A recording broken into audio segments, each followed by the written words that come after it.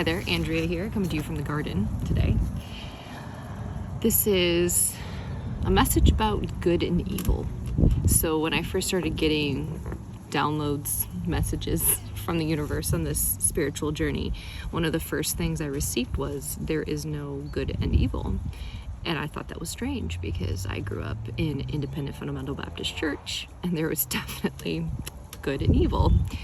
So what that means is our concept of good and evil needs to be challenged. So here we have somebody who's good, somebody who's altruistic, self-sacrificing, and here we have somebody who's selfish and doesn't care who they hurt to get what they want, right? Over here, there's a lot of suffering. You're causing people to suffer because you're trying to get what you want because you're selfish. Over here, there's just as much suffering. You're just self-sacrificing. So we think of people who lay down their lives for other people, or, the quintessential mother who sacrifices her career and everything to raise her children, that she's good because she's done this. But the truth is, there's just as much suffering here as there is here. It's just the person who's suffering. It's other people who's suffering on this side. And it comes down to living in the Vesica, just like pretty much all of the other messages I've ever gotten from the universe, God, source, whatever name you want to attribute to it. Living in the Vesica Pisces, living neutral, living in the middle is where we always want to be.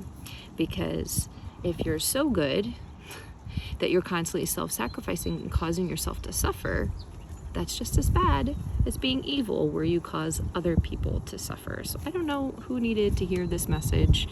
I'm not challenging angels and demons and all the other things. We're not going to get into that. I just want to challenge your idea of what we view as being good versus what we view as being evil. And I think it's really interesting that I'm getting this message. It was a couple years ago now that I started getting this message and really started breaking it down in my meditations. But around this time is when all the movies in Hollywood are starting to feature the villains, and you start to see their backstories, and you're like, okay, maybe they weren't so bad after all. You see their origin story. Like, we really like Cruella. That one was really good. And it's like, okay, I get it. She was a little bit misunderstood, but then also look at the trauma that she had growing up. And I think there's a lot to that. I think people in general are much more neutral than we make them out to be in our heads.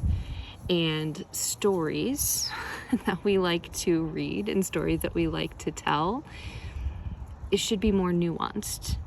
So before you go assuming that somebody is good and altruistic, consider if what you're expecting of them is causing them to suffer. That is all.